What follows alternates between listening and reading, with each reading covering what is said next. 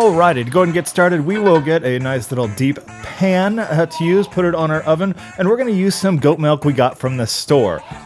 Preferably used pasteurized and not ultra pasteurized. And in this case, we got 2 quarts of it. We'll go ahead and empty it into our pot.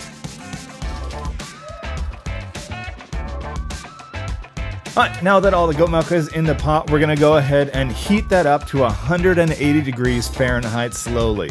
We're going to check this every few minutes. We're going to stir it every few minutes to make sure it gets heated up nice and evenly throughout the entire time. Now, once it gets up to that 180 degrees, turn the heat off and let it cool down until it gets to 105 degrees Fahrenheit. It might take a few minutes, but just let it go. Once it gets there, you're going to add your culture. In this case, we used a mesophilic culture that we got from Amazon. The link is in the description below. Toss it on top. You can stir it in if you want, but either way, let it sit for 1 to 2 minutes to develop. After that, we're going to go ahead and get our rennet out. In this case, we used liquid vegetable rennet. You can get that on Amazon as well. The link will be below. Always follow the instructions on the bottle itself. In this case, for 2 quarts or half a gallon of goat's milk, we needed 6 drops of the vegetable rennet. In this case, we put those 6 drops into about a quarter to a half a cup of non-chlorinated water and made sure to stir it up. After that, we're going to go ahead and stir our milk and put in the rennet mixture. In this case, we just made sure to get it all out of the bowl by, scooping up some of the milk with our bowl and pouring it back in, just to make sure all of that rennet gets in because it's such a small amount.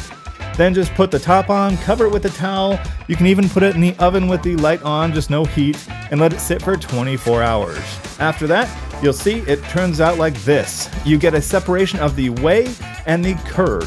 And so you want to take, what I used is a pie slicer, you can use a knife too, and gently and carefully cut that curd.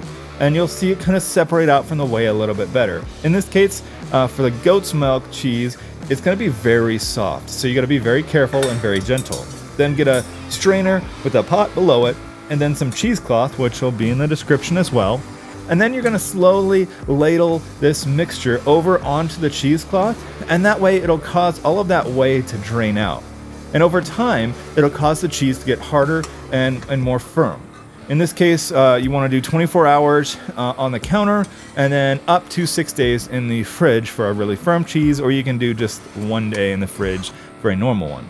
We're going to get some twine here that we had lying around, and then we're going to go back to our cheesecloth after we tie a knot in it, and then you just pull up the 4 corners of the cheesecloth just so you can get a nice easy edge.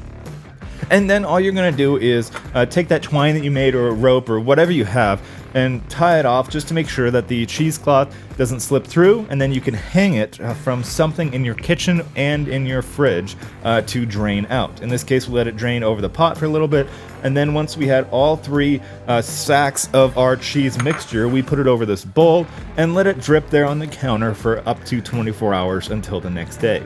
After that's done, we put it in the fridge for up to 6 days, and that's what we did for ours, so we could get a nice firm cheese. But like I said, you can do a less firm if you like that, and only do it for a day in the fridge for a total of 2 days. So we're going to go ahead and get it out of the fridge, as you can see here. It doesn't do a whole lot of dripping, thankfully, once it's in the fridge. It just will kind of firm up when it's in there. We're going to go ahead and bring it back into the kitchen so we can get it rolled up and made. So right here we have a sushi roller, mat, whatever you want to call it. And we're going to actually just line this with some plastic wrap just to make sure that the cheese doesn't stick to it, because it is very sticky. So once you get both sides lined with the plastic wrap, then you're going to bring over your cheese that's in your cheesecloth. You're also going to want to get some salt, because before you roll it, you want to add some salt to it for taste. So as we undo the cheesecloth here and see the kind of cheese texture and how it turned out inside there, you can kind of see once it focuses there that it's a very firm cheese. It's almost like a slightly firmer than cream cheese type of texture.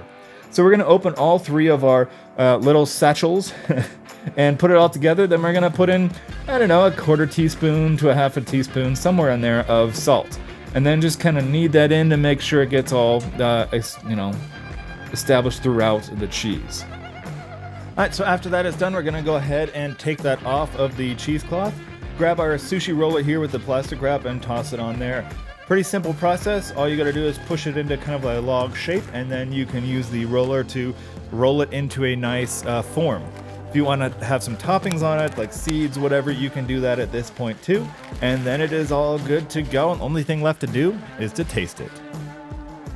Well, it's really that easy and a pretty simple process. So, big question, how does it taste? So we got some crackers, we're gonna find out. Never made cheese before, so we'll see how this tastes. Awesome, like goat cheese, tangy, creamy flavor. And it's perfect. So, well, you guys can get some of the ingredients you need, like the rennet and cultures and everything, down in the description below. And you can go ahead and pick up some goat milk at your grocery store and make some goat cheese for yourself.